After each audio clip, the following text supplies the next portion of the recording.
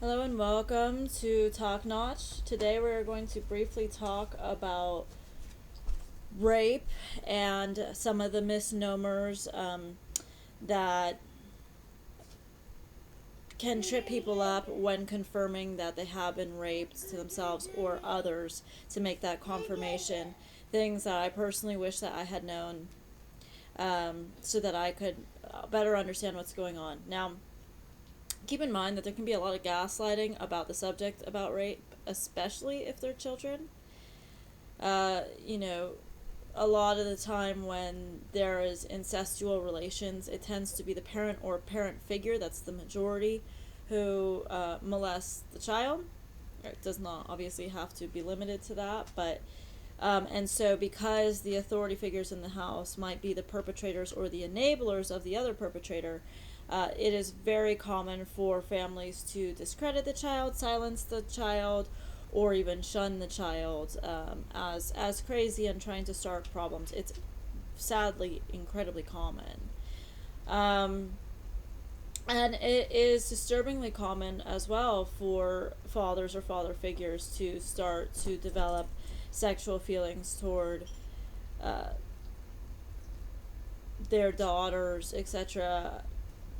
Typically, daughters, typically coming into age is when that starts, but not limited to. So, one of the things that you should know is one of the gaslighting tactics that was used against me was that I was part of my confusion is processing having been raped was that there are two things that threw me and kept me feeling really insecure. Like, I can't talk about that because it sounds too weird and no one will believe me, and it really kept me back for years until I started reading on the subject and realized that's really actually normal. So the number one thing that kept me from feeling like I could just be 100% confident in what was going on was that upon recollection, and I'm talking about a few accounts now, um, there was a point where I actually left my body and was viewing it from an outsider's perspective, and I thought this cannot be a real memory because how tell me how that could possibly be. And so I kept discounting myself, going, I know that I'm experiencing from first point of view when, when I'm recalling this, but then at one point, usually when it's been going on kind of later as it's been going on for a while, there were two accounts that I recall where I actually left my body and I had an aerial point of view down onto the situation. I go, there's no way that that's real. Actually, that's totally common. That is something that you need to know because that is what kept me from speaking for years, was that fact alone, and me going, that can't, I can't make a statement without truly, truly, truly knowing. And then when I read about how not just disassociation, but actually practically astral projection where you leave your body is actually an effect of being raped, and that is how a lot of people recall what happened to them, because I think in a sense it's like you don't want to be in your body, and I know it's a bit esoteric, which is what threw me, but you don't want to be in your body, so you float. You float, and but it seems impossible, doesn't it? Actually, really common. Now, I there are some encounters that I have where the face was never visible to me. Um, when you are drugged, there are multiple drugs that were used on me, sweetheart. No, honey. Multiple drugs that were used on me. Some of them can distort your lucidity, your awareness, and others do not have that effect but can create paralysis. I had different remedies of drugs, so sometimes it would be both, and sometimes it would be one or well, it was always at least one, which is the paralysis drug. I can't confirm which one was used. Something like GHB, I can't confirm that because I don't, I'm not issuing that to me. But what I can tell you, because I found numerous boxes actually hidden in plain sight, which is so how things were in my family, whenever something was hidden, it was hidden in plain sight, um, was the antihistamines. Now, I came from a family that liked herbs, preferred not to take any drugs, prescription drugs, anything like that. There was no, at least when I stayed with my father, he was not a drug user. He didn't drink alcohol, nothing like that. So imagine my surprise when I opened this kitchen cabinet to discover 6 boxes of antihistamines, and that doesn't make any sense, because why weren't they with the other medications, Advil and ginseng and ginkgo biloba and all those things, vitamins? Why wasn't it over there? And why are there 6 boxes? And why is it in a completely own place? It's high enough up to where you're not really going to access this unless, so it's hidden. Because in this strange upper cabinet that nobody uses.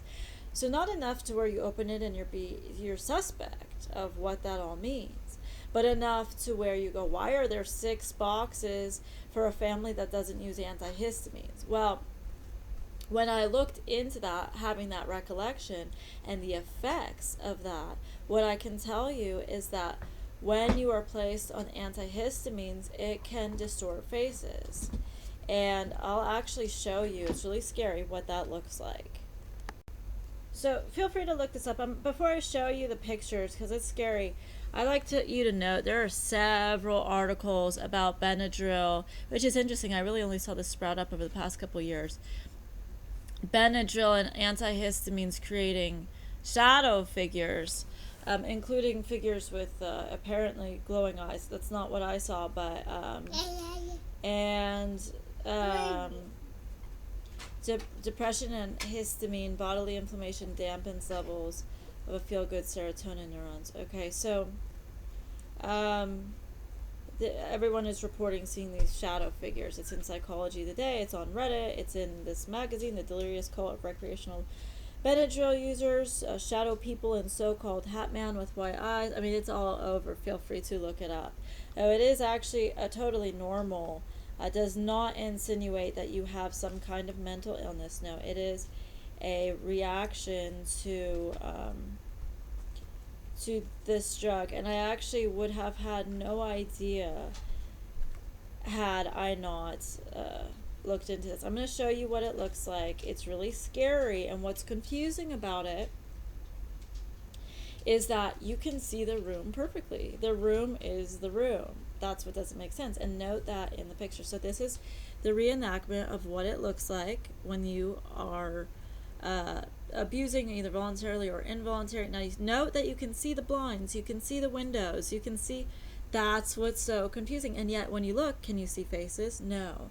And it's like the absence of light. It's terrifying when you don't know what's going on, because it straight up looks like a black hole. Like you're gonna, wow, it's it's like the best place for the projection of all your fears, because it looks like if you were to shine a flashlight, it would absorb light. It's that intense.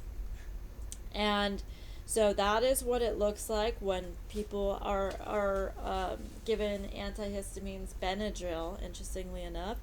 And that is the cause. That does not insinuate any mental illness. It does insinuate that is exactly, there are effects to drugs. DMT, which I've personally never tried, not opposed to it, but it's not the time nor place. Never tried personally. Apparently they see, I'm not really sure, but creatures, some distinct creatures, like described as an elf alien thing, and I haven't seen it, so I couldn't tell you, but something like that, and everybody sees that. And if you are on absinthe with the psychotropic property in it, because it's not all made the same. Some, there's a lot of reasons that I don't want to go into the whole thing, but back in the 1800s when it was popular in France, it had to do also with the water quality, having to do with why people tripped. Then there was wormwood, and then there was not wormwood, and there was other properties. So depending on what you got, you could also see, I think it's called the green fairy. I've never seen the green fairy, but there's a green fairy that pops up. So these are natural reactions to drugs. This is not has nothing to do with any correlation of mental illness whatsoever. So I didn't want anyone to be confused by the ways that rapists will trick you to make you feel that you don't know what's going on. Now, depending on the paralysis drug that you get, it may or may not affect your memory. And so I know that I've experienced patchwork memories in some scenarios. Sometimes they're more bodily memories. I remember, and I don't want to go too into my thing, but, my body being bound in this way, and you remember that, but it's hard to get the imagery. That does not mean it didn't happen. It does mean that your body does retain memories beyond what maybe you might not have had the visual for. You could have had a blindfold on, it could have been really dark, and you could have been affected by drugs. There are also studies to say, now this is not my history, I can give you an accurate description, especially of the main person who was raping me. I can give you an accurate description, height, weight, hair color, the whole works. But there are some people who even have inaccuracies in describing their predator because of the amount of trauma and stress that they're in, and that can be used. I mean, it's a tough scenario. That can be used to negate someone's testimony, because they go, well, that's not what he looks like. It actually doesn't mean that they haven't been raped even by that person that they're saying that it is. It's to say that your body and yourself, you were in a state of shock and trauma because you're getting raped. So this is really bad. And we'll go more into this topic certainly, but I do want to touch base on that there is no correlation to mental illness with that. And it can be triggering. Keep that in mind. If, say, someone were to offer you antihistamines when you had been drugged previously with antihistamines. So that should be something that any doctor or facility should have asked. You really need to before you start forcing drugs on people. You don't know how you're going to trigger them. So I wanted to tell you all of this so that you can know that, trust yourself, obviously make sure that you really believe the things, that you really recall it. Be aware that sometimes, power of suggestion, and I'm not negating anybody, but just be aware of your own thoughts and where their origins come from. Are these, like, for me, I had seen unfortunately, very few and far between, but I did experience flashbacks. I did have sudden memories of